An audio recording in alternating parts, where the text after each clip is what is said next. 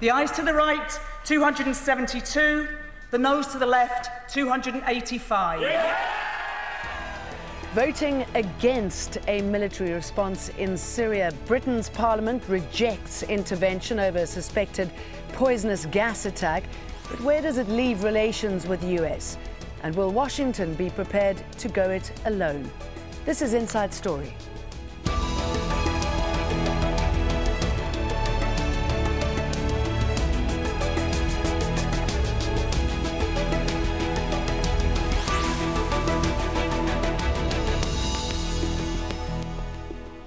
Hello, welcome to the programme. I'm Jane Dutton. British politicians have voted against military involvement in Syria.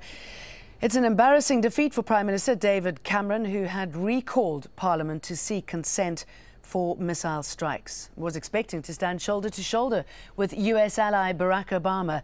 Cameron conceded the vote, reflecting the views of the British people, and would act accordingly. Opposition leader Ed Miliband said MPs had reacted against the Prime Minister's cavalier and reckless leadership. Mr. Speaker, on a point of order, there having been no motion passed by this House tonight, can the Prime Minister confirm to the House that he will not use the royal prerogative to order the UK to be part of military action, given the will of the House that has been expressed tonight, before there's been another vote in this House of Commons? Order. It is, of course, not a matter for the Chair, but the Prime Minister has heard it and is welcome to respond. Point of order, and I can give that assurance. Let me say the House has not voted for either motion tonight. I strongly believe in the need for a tough response to the use of chemical weapons, but I also believe in respecting the will of this House of Commons. It is very clear tonight that while the House has not passed a motion, it is clear to me that the British Parliament, reflecting the views of the British people, does not want to see British military action. I get that, and the government will act accordingly. The vote is now raising questions about Britain's international standing. Britain's Chancellor George Osborne says Britain will now have to do some soul-searching about its role in the world. The chairman of Parliament's Foreign Affairs Select Committee, Richard Ottaway, said after the vote that Britain stands a lot shorter tonight. And the former Lib Dem leader, Lord Ashton, said he'd never been so depressed and ashamed of his country for failing to step into the Syrian conflict. The decision is also likely to bruise the so-called special relationship Britain has enjoyed with the US. The White House says America will now act in its own best interests in dealing with the crisis in Syria. The British have been very strong in condemning the Syrian regime's use of chemical weapons. And that vote in the Parliament doesn't change that. And that's a very significant position for any nation to take publicly. We'll continue to work with Britain and consult with Britain as we are with all our allies. To our panel in a moment after reaction from our correspondents in Washington and London.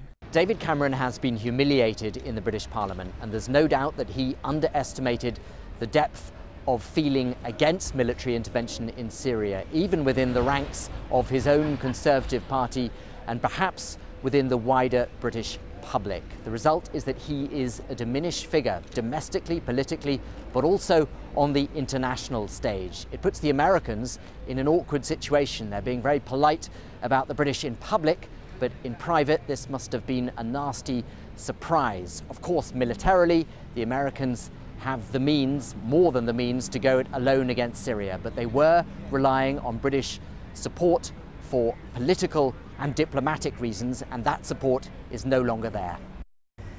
The Obama administration says the President, Barack Obama, is prepared to go it alone in Syria, but this makes his job much tougher when it comes to the American public. He told them he would build an international coalition. He's going to have to try to explain how he's done that despite not having the support of either the British, the Germans, or the Canadians. It also makes his job tougher in this way. Already about 200 members of Congress have sent letters here to the White House saying that the president has to get their approval before he does anything involving the military in Syria. Now members are starting to say if Parliament got a vote, so should the U.S. Congress. And it appears the American people believe that as well. In a new poll, 80% say that the president should ask for the authority from Congress. It'd be a tough vote, though. About 50% of the American people say they don't want to get involved in Syria, even if chemical weapons were used. Let's bring in our guests. In London, British Conservative MP Andrew Rosendale. From Washington, D.C., Graham Bannerman, former Middle East analyst with the Senate Foreign Relations Committee and the U.S. State Department. And joining us via Skype from London is Ian Black, Middle East editor for The Guardian newspaper. Andrew Rosendale, let me start off with you. What a dramatic day in Parliament. I gather it didn't go the way you wanted it to. How do you feel about that? Well, first of all, I think that the British people are rather fatigued by so many wars that we get involved with in the Middle East. And it's not surprising that most MPs were not willing to vote for it at this stage. Yes, the Prime Minister was right to bring it to Parliament. He was right to highlight the atrocities that are going on in Syria. But is it right that we should act so quickly and simply because the US President wants to do so now? I think the British want to consider long-term the implications of our involvement in yet another Middle Eastern country which is in crisis. Can you give us a sense of some of the pressures that all sides were under in Parliament? Well, of course, it's a hugely important decision to make. It's not a decision that any member of Parliament can take lightly. We've had the experience of Iraq and Afghanistan, and particularly over Iraq, there is that shadow of what took place 10 years ago and how people felt that they were misled over that issue. And so I don't think Britain is going to jump when asked to do so by an American president again that easily. And I think that David Cameron, whilst being totally honourable in what he tried to achieve, and I have to say that I think he performed brilliantly. And I also believe that the way he explained the issue convinced a lot of people. It convinced me not to vote against the government. I abstained in the end. But at the end of the day, we have to think about whether the British involvement in Syria is actually the right thing to do at this stage. And I think most people feel that it's not. In Black, do you agree with that Cameron played this brilliantly, or do you think he had a bit of a hand in losing the vote?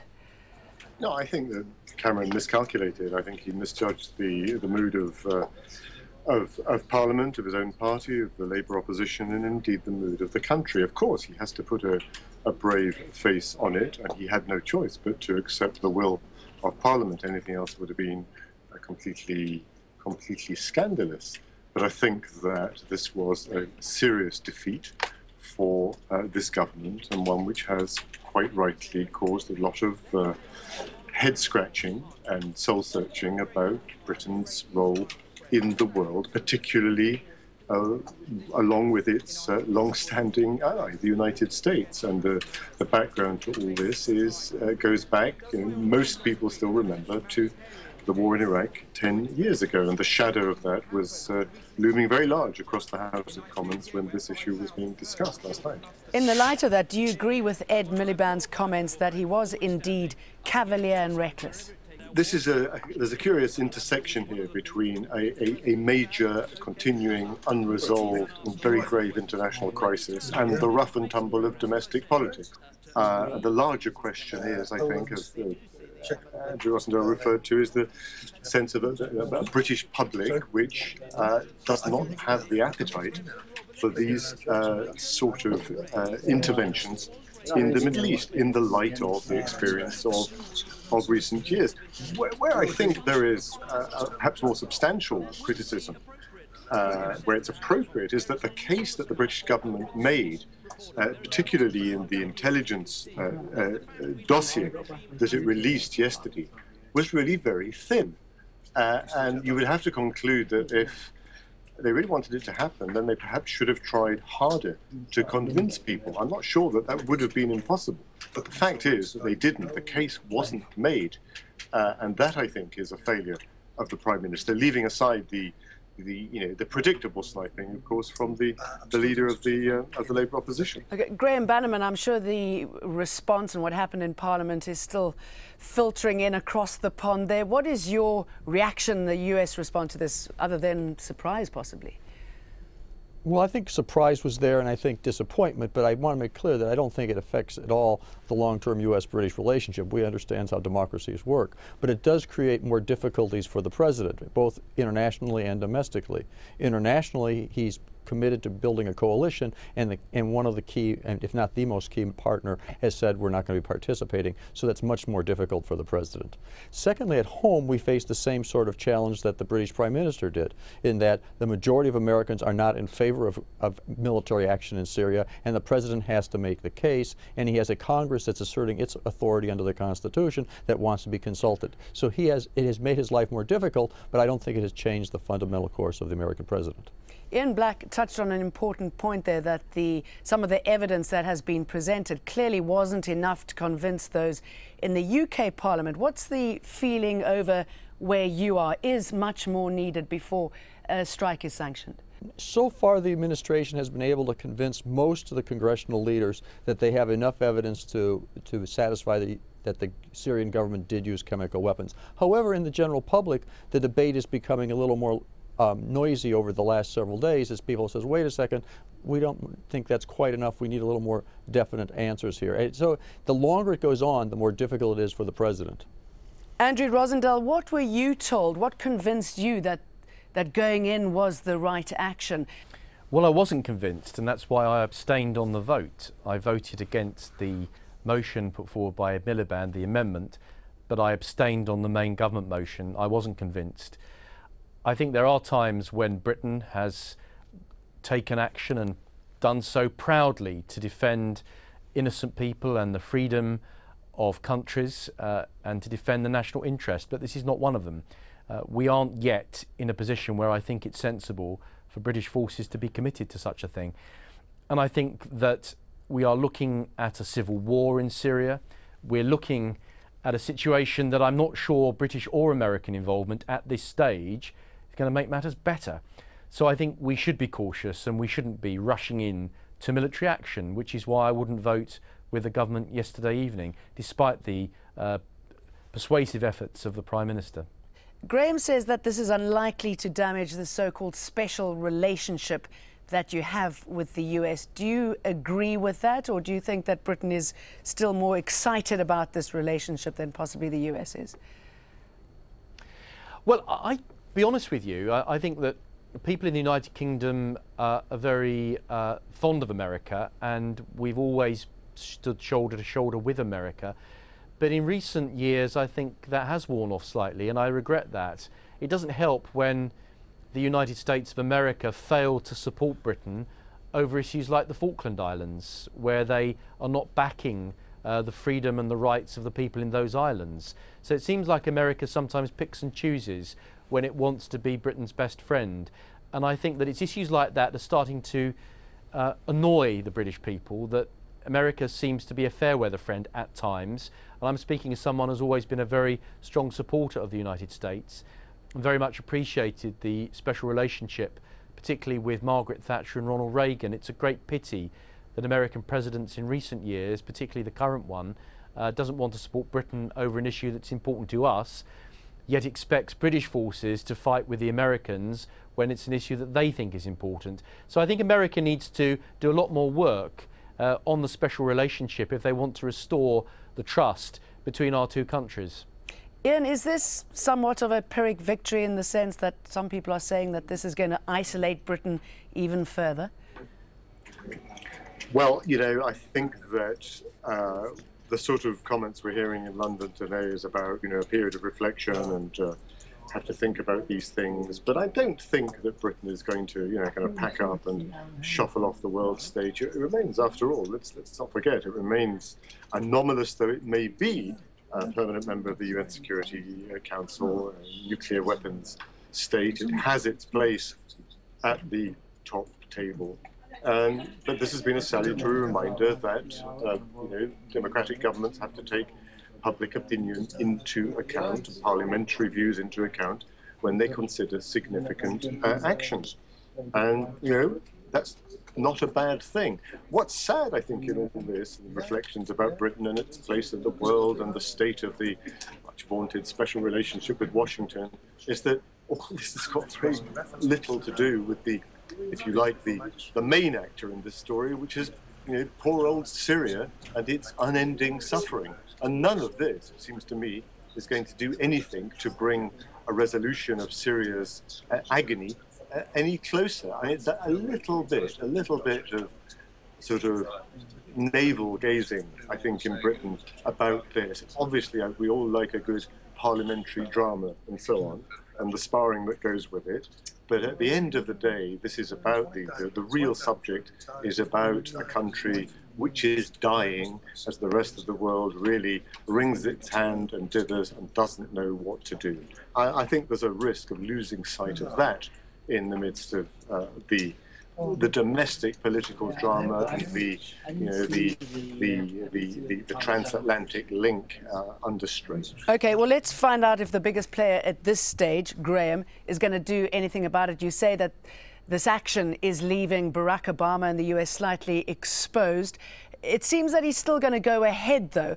What sort of support can he now look for, and where will he look?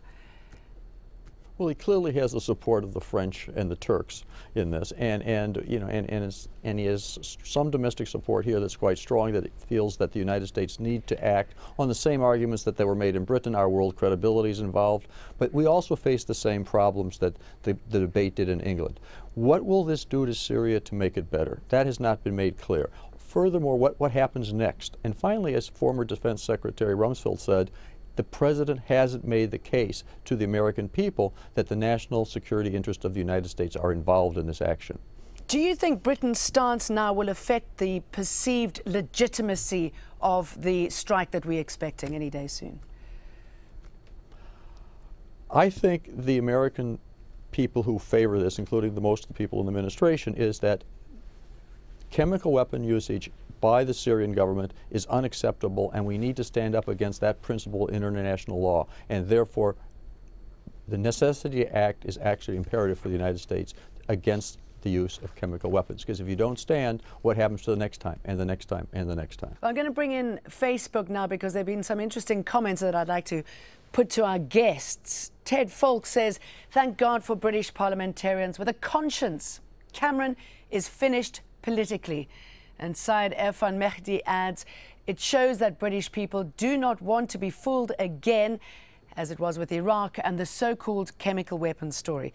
Mohammed Samsul Siddiqui says, "Let the US start, then Britain will join eventually. Whatever is needed, Assad must be brought down and hit hard so he can't continue killing his own people." But Joseph De Philip writes, "The Europeans need to deal with this, not the US." Andrew, I want to pick up that point by Mohammed. He says that let the US start this and the Britain might join eventually. Is there any chance that that is likely to happen?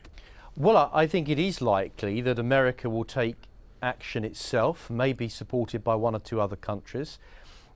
It is possible that Britain at some stage would want to be involved in this. It's not ruled out. The Prime Minister made it clear that if there were to be action, there'd be another vote in any case. So last night's vote actually made no difference, in the sense that we could still have gone in and taken part as and when the time came and as and when Parliament agreed to it. So I think that at the end of the day, we have to look at the facts of this. The facts are that we are looking at a civil war in Syria. The West, so easy for us to jump in with both feet and get our fingers burnt, and I don't think we should do that. And that's why the British people and Parliament last night are very cautious about going into this. I think that the situation in Syria is appalling, and we should use every possible means to try to resolve it. I think we should be speaking to Russia. They have far more influence on Assad than we do, and yet the Russians and the Americans and the British are not sitting down together to try and resolve this. I think we should put a lot more of effort into that before we take military action. Sure, and I should imagine a lot depends on what Assad's response is to the strike. He has said that he will strike out, and he will strike out hard if anyone interferes. Well, we don't know what Assad's reaction will be. My concern is not about Assad, but about the opposition as well. I'm not sure if the opposition are necessarily better than Assad. We know that Al-Qaeda have strong elements within the opposition. It's a very messy situation, and we've got to be very careful that we don't intervene and make matters worse. Graham, shouldn't these superpowers be using their powers to rather achieve a ceasefire and a negotiated political settlement than pondering about how to go in and attack Syria? Well, I think from the American administration position, they have tried for a long time to do some political solution to the situation in Syria and has not made much headway. The problem is it's the use of chemical weapons by the Assad government. The president was absolutely explicit last year that that would be a red line in which he needed to act. He sort of put himself into a corner by making this statement, because now he is either going to say, I didn't really mean it was a red line, I'm not going to act, or I'm going to act because chemical weapons were used. And that's his dilemma right now. Ian Black, do you think anything that we're seeing at the moment, the politics underway, do you think any of it is sending the strong message to Assad or who's ever behind using chemical weapons in Syria that it is unacceptable and it will be stopped?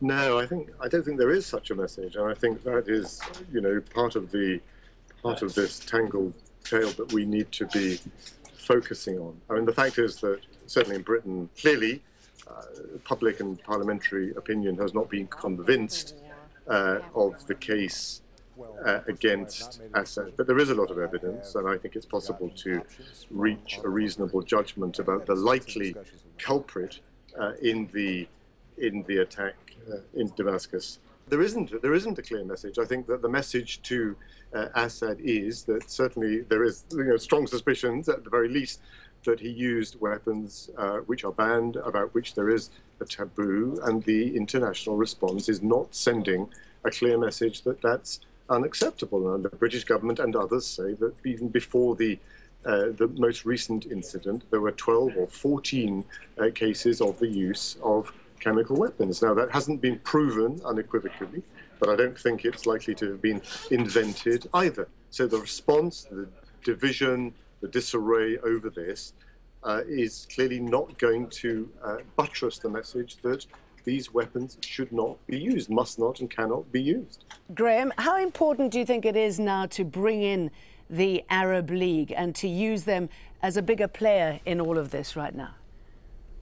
Well, clearly the administration would like to see the Arab League come in and endorse some sort of military action against the Syrian government. But I think that's going to be more problematic now than it certainly was in the case of Libya. And I think that's one of the problems the administration faces, is they don't have the allies in the region, they don't have the large coalition around the world, and they've more and more looking isolated, or not isolated, but not having a large coalition with them. And that's creating a domestic problem for them and an international problem for them. And of course, Andrew, in the meantime, what the world needs to hear is what the clear objectives are, and to try and explain how you can enter a conflict that's very hard to win. Well, I don't think we can win it. I think the lesson from previous conflicts such as this is that there aren't winners. You'll finish up getting mired in something which is very hard to get out of. And I think one of the concerns that I have, and one of the concerns I think most people in Britain have, is that yet again it's America, it's Britain, it's the English-speaking countries that have to take the lead on these things, and that's why the British people are not happy about it, and that's why the MPs won't vote for it, because yet again it's the English-speaking world having to act as the world's policeman. Often the Australians are part of that too, the Canadians. We're rather fed up with this. Why won't the Arab countries take some responsibility? Many of the Arab countries have military weaponry which can be used, but they don't seem to want to do so. It's all very well for the Arab League to say, yes, we want America to act. Why don't some of those countries take the lead in an Arabic country? Surely that would be more appropriate.